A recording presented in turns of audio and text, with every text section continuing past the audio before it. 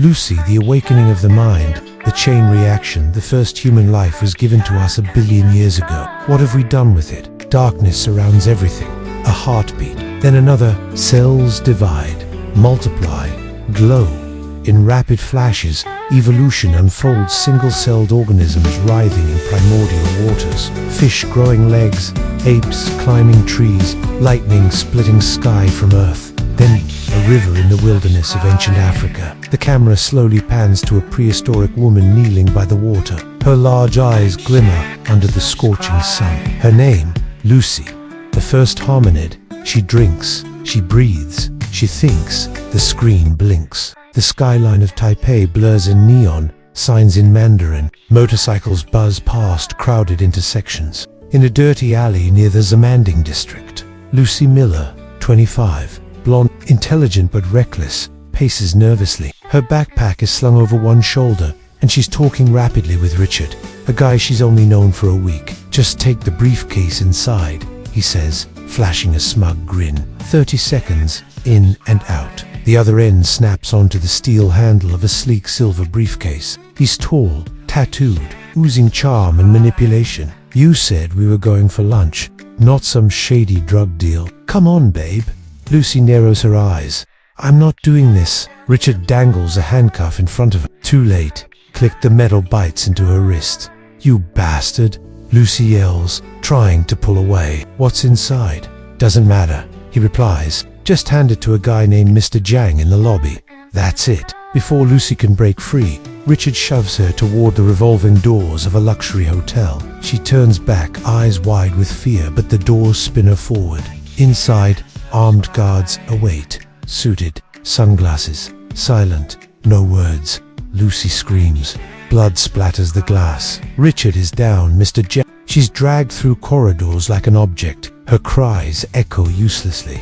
They push her into a penthouse suite. Everything is sterile, cold, glass and chrome. At the center sits Mr. Jiang, flanked by Korean He looks up, mid-40s, clean-shaven, emotionless. He gestures toward the briefcase. Lucy, trembling, places it on the table. "I don't even know what this is." A bodyguard opens it. Inside, 4 vacuum-sealed bags of shimmering blue powder. She groans and tries to sit, but pain shoots through her abdomen.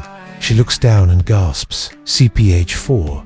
Jiang nods once. A translator steps forward. "You will be rewarded. But first, you've been selected. You will travel." Lucy's eyes dart. A needle, darkness, a body. As a vessel, Lucy wakes on a metal table. Her vision swims. Her stomach burns. A fresh surgical scar crosses her lower belly. 4 other people are in nearby rooms. Asian, European, African, all unconscious, all recently operated on. A doctor enters with a translator. "Don't worry. Chain reaction travel." Lucy croaks. "What did you put in me?" Dania Sekensis. Neurons fire like lightning across her brain. Time slows. They don't answer. Jiang's men hand her a passport, plane ticket, fake identity, destination, Rome. With no hesitation, Lucy picks up a chair and impales him with one strike. A new name, Jane Green. She screams, kicks, tries to escape. They beat her. One thug, drunk and angry, slams a steel-toed boot into her stomach. The world collapses into pain. The bag of CPH bursts. Then twice, Lucy's entire body begins to vibrate. Her cells go into overdrive. She rises, twitching. Her eyes snap open, bright blue, almost glowing. She stands. One man tries to approach. Another rushes in. She grabs his belt, pulls his gun mid-draw, and fires once. They collapse, dead, breathing hard. Lucy looks at her hands. What am I? She no longer feels fear. No hesitation, only precision. Escape and a new world. Lucy moves through the building like a predator. In the hallway, fluorescent lights flicker. She senses electrical pulses, like voices. She can see the Wi-Fi signals in the air. Her vision sharpens. Her senses are overwhelming. She walks past a mirror, stares at her reflection. Is this still her? She takes a gun from the floor, calmly walks past 2 guards, and shoots them both with dead-center precision. Outside, the sun blinds her momentarily.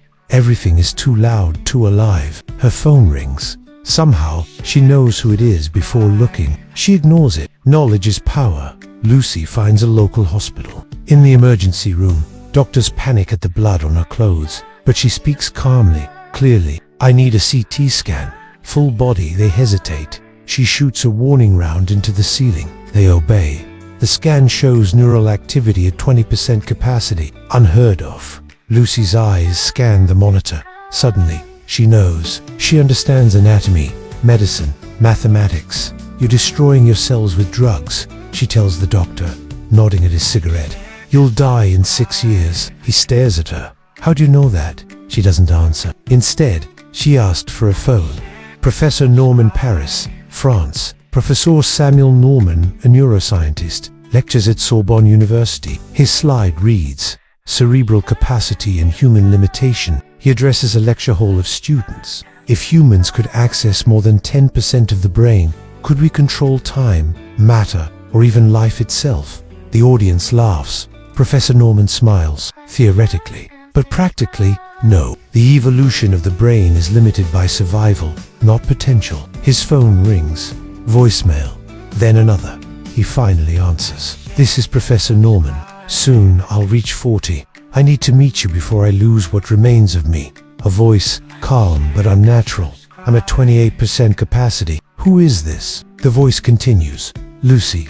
The map of the universe. Lucy hangs up and walks into a nearby internet cafe. She begins to see time, past and future, bending around her like rivers of light. Languages, science, history, genetics, quantum theory, astronomy, encryption, all absorbed. She touches the computer and within seconds downloads the world's knowledge. To others, she looks catatonic. The city pulses around her horns, footsteps, snatches of conversation. But to her, it all blends into a single, flowing stream of information. Her mind deciphers every frequency, language, and movement with alien clarity. But inside her mind, entire civilizations form and collapse. She sees humans as data, DNA as music, the universe as a code, and she realizes the CPH-4 isn't just enhancing her brain, it's unlocking the very fabric of reality. Lucy walks through the streets of Taipei with calm precision. She senses a presence before she sees it. A black SUV idles at the corner. Inside, Mr. Zhang's men. They're watching her. He gasps, and the reflection of a store window. She watches them, their weapons, heart rates, and intention. It takes only a blink. She turns, enters a building, a stairwell, concrete echoing with footsteps above and below. The gangsters follow. 3 flights up. Lucy stops, waits. For a moment, she reads his memories like files. Zhang's paranoia, his obsession with immortality, his belief that the drug will give him godhood. When the first thug rounds the corner, she disarms him telekinetically. His weapon twists in midair and shatters against the wall. She moves faster than sound. 3 shots, 3 men fall. Zhang's voice echoes over a walkie-talkie. "Find her. I want her alive." Lucy kneels next to one of the dying men. Why does Zhang want the drug back? The man wheezes, bleeding. Lucy looks into his eyes. Her pupils dilate. Neural connection. Not for him. Lucy checks into a small hotel under a false name. The clerk doesn't notice her eyes glowing faintly now. She barely exists in the normal human spectrum anymore. In her room, she opens a laptop.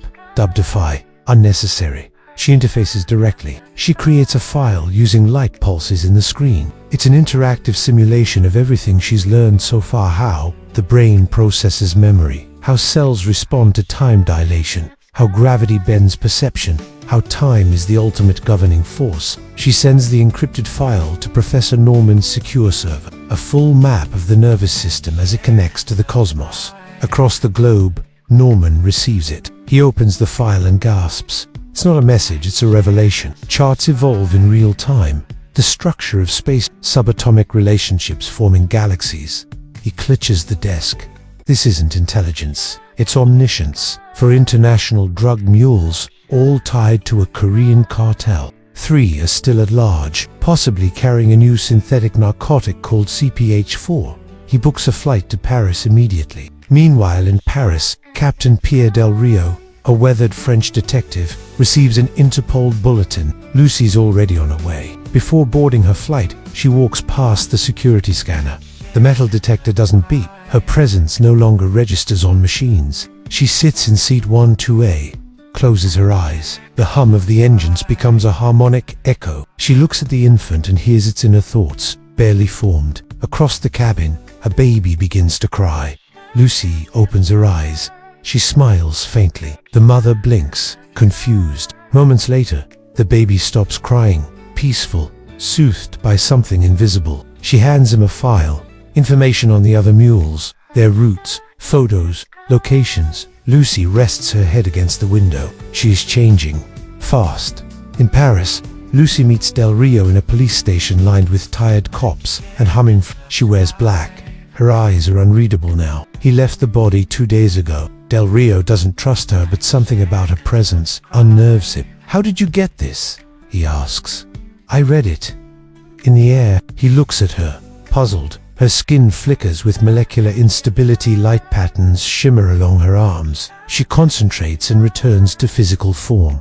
Meaning, she smiles, faintly. Meaning, I didn't need to ask anyone. She moves past him toward a whiteboard of unsolved cases. She brushes a finger across it. One case lights up in red ink.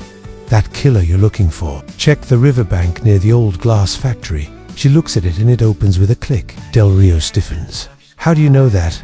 "I see everything, Captain." Lucy, capacity 40%. The rounds slow midder and fall like pebbles at her feet. Lucy's mind is expanding faster than her body can contain. It's getting harder to stay human. With Del Rio's team, she tracks down one of the drug mules in Berlin. They arrive at an apartment building.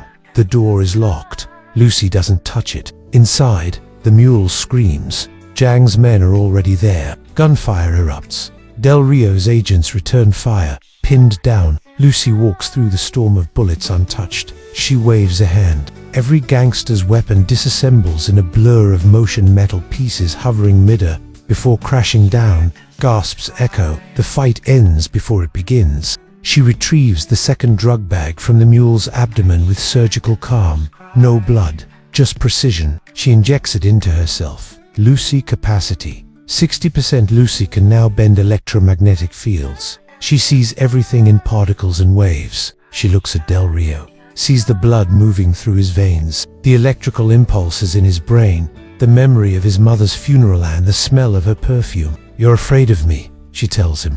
He says nothing. "I would be too." She walks toward the window. "I don't know how long I'll remain in this form. Soon, I'll become something else." He stares at her. "Why are you doing this? Why keep helping us?" Lucy looks up at the sky.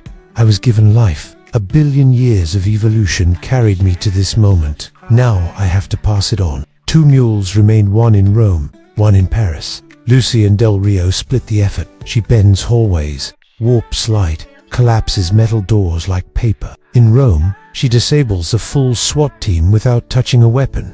At 70% capacity, she can control gravity. In Paris, Del Rio tracks the final mule, but Zhang is there first. Gunshots, screams. Del Rio rushes in. He manages to kill 2 of Zhang's guards, but Zhang escapes with the last dose of CPH4. Lucy arrives too late. She kneels beside a dying man. Where's Zhang going? She barely looks human anymore. Her voice is deeper, echoing in layers. The man mutters, "The university.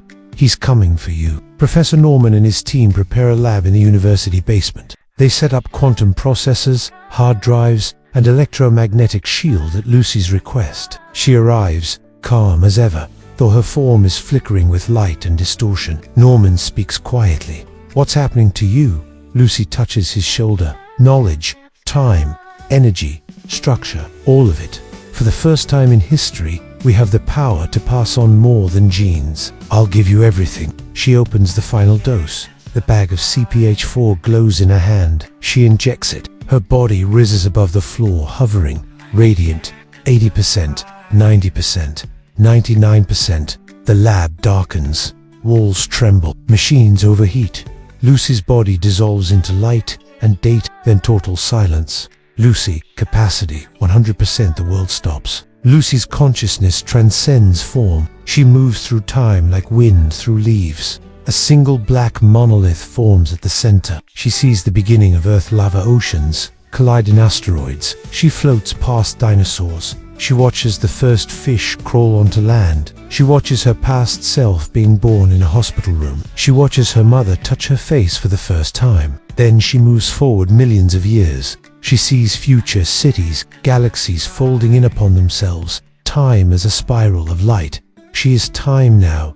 She is everywhere. Back in the lab, a glowing supercomputer begins to build itself, using matter and radiation. Then, it prints a USB flash drive. Norman catches it mid-air. He holds it, trembling. Inside, every piece of knowledge Lucy absorbed. Del Rio steps into the room, gun drawn. Zhang stands behind him, gun aimed. But before he can fire, Lucy's voice speaks. I am everywhere. Zhang's gun crumbles in his hand. He screams, disintegrates into dust. The room goes still. Del Rio looks at Norman. She's gone. Norman opens the flash drive. It flickers with colors no human eye has ever seen. She's not gone. Norman whispers. She became. Del Rio's phone vibrates. A single message. I am everywhere. He looks up at the stars. Somewhere, far beyond. Lucy and waits.